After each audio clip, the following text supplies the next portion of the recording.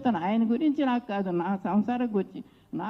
నా కొడుకు హాస్పిటల్లో ఉన్నప్పుడు ఒక పెద్ద మనిషి వచ్చినప్పుడు అయ్యా నేను చూస్తానన్నప్పుడు చూపించలేదన్న బాధ, అంతేకాని కేటీఆర్కి నాకేమీ లేదు, ఎవరికి ఏమీ లేదు. ఇది రాజకీయం కాదు, అది డబ్బు సమస్య కూడా కాదు.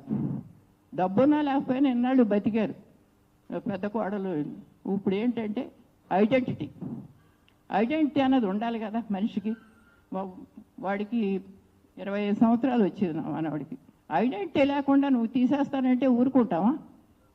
దానికోసం పోరాడుతుంటే ఈ తిప్పలని ఈ బాధలని నేను తెల్లారులేసి ఏమీ లేదు ఇట్లా చేస్తుంది ముసలం అట్లా చేస్తుంది ఎందుకు అందుకని ఈ ప్రెస్ పెట్టవలసి వచ్చింది. పెడుతున్నాము. కేటీఆర్ కూడా మాట్లాడుతున్నాను, కొంచెం తడబడుతున్నాను. ఎంతో పేరు చేసుకున్న చెట్టంతో కొడుకు, తల్లి కొడుకులు అంటే అందరూ తల్లిది కలాళ్ళే. అంత కొడుకుని పోగొట్టుకుని నేను ఈ రోజున మీ అందరి ముందు కూడా ఈ రకంగా బాధపడుతున్నానంటే ఏమిటో మీరే తెలుసుకోవాలి. ఎంత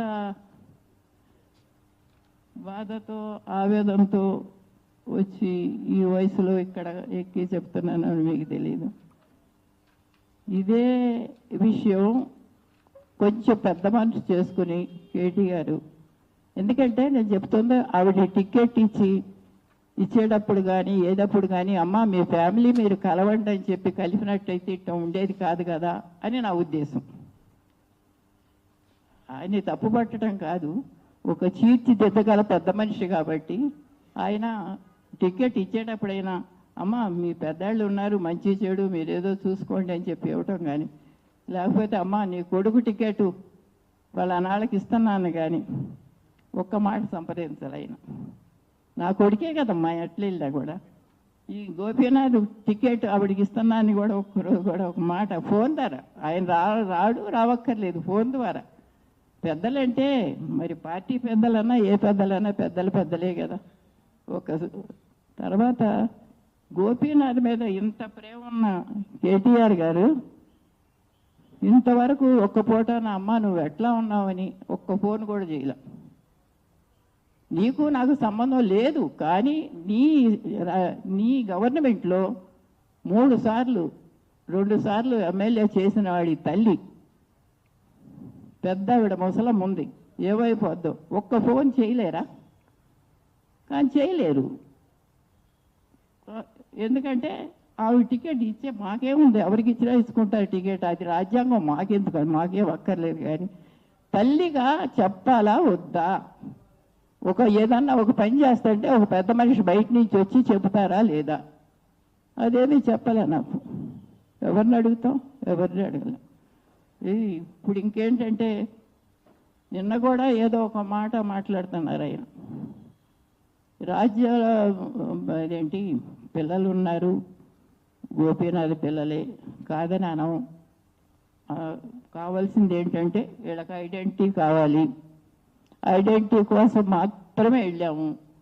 ఎప్పుడూ లేని ఇప్పుడు వచ్చేసరేంటి ఇన్నాళ్ళు లేనిది అంటే, ఇన్నాళ్ళు వాడు బతికున్నాడు, గోపీనాథ్ గారు బతికున్నారు. బతికున్నప్పుడు మనం ఏం చేయలేం, చచ్చిపోయిన తర్వాత కూడా ఏమి చేయలేం. కానీ మరి వాళ్ళ ఐడెంటిటీ కావాలి కాబట్టి ఐడెంటిటీ కోసం పోరాటం. ఇప్పుడు ఐడెంటిటీ వచ్చే వరకు పోరాడతాం. ఐడెంటిటీ లేకుండా బిడ్డ ఎట్టా బతుకుతాడండి? నువ్వే క్యాప్చర్ చేసుకుంటే సరిపోయిందా? గోపీనాథ్ భార్య నేనే నువ్వే డిక్లేర్ చేసుకుంటే సరిపోదు కదా. గవర్నమెంట్ చెప్పింది నీకు, అది మానేసి నువ్వు అన్నీ వాళ్ళకేమీ లేవు కాగితాలు, వాళ్ళు ఇట్టిదే అని చెబుతుంటే ఈ మనసు చాలా దెబ్బతిన్నది. మాలిని గారి మనసు చాలా దెబ్బతిన్నది. నేను ఇంతుంటే నేను అబద్ధం ఆడుతున్నానా, నేను భార్యను కాదా, ఈ రకంగా ఎందుకు వైరల్ అవుతున్నాయి మాటలు? ఇప్పటి వరకు నేను అట్లే కదా, ఇంతవరకు అతను డైవర్స్ అవ్వలేదు కదా అన్న దీంతో అసలు ఎవరికి చెప్పుకుంటే కూడా ఒకళ్ళిద్దరికి చెప్పుకుంటాం, మూడోది లేదు. అందుకోసం ఈ మీట్ పెట్టవలసి వచ్చింది. ఏంటంటే ఈవిడ గోపీనాథ్ గారి భార్య, డైవర్స్ అయితే అవ్వలేదు ఇప్పటి వరకు. ఇది పెళ్ళి నేను చేశాను నువ్వు చేసామో లేదా అదంతా అది కాదు, కానీ ఇంతవరకు డైవర్స్ అవ్వకపోతే ఆవిడికి హక్కు ఉందా లేదా అన్నది మీరందరూ కూడా గ్రహించుకోవాలి. ఆవిడ ఇంతకాలం ఎంత అవమాన పడిందో. ఇంకోటి ఏంటంటే, గోపీనాథ్ ఈ వద్దనుకున్నా గోపీనాథ్ వద్దనుకుంటే 20 ఏళ్ళలో డైవర్స్ తీసుకునేవాడు కాదా? తీసుకునేవాడే కదా. డైవర్స్ చేస్తే వచ్చేసేది కదా. ఎందుకు తీసుకోలేదు? అదేంటంటే ఆవిడ కూడా సాఫ్ట్ కార్నర్ ఉంది, నా భార్య ఉంటుంది అనే ఉద్దేశంతోనే కదా. వాళ్ళు తీసేసి శాంతం నువ్వేమో అది లీగల్ ఇది కూడా పెట్టి దొంగచాటుగా నువ్వే లీగల్ హైర్ అవ్వాలంటే బయటకు వచ్చాం బాబు. అంతవరకు ఈ విషయాలు కానీ గోపీనాథ్ విషయాలు కానీ మేమేం బయటికి తీయలేకపోయాం.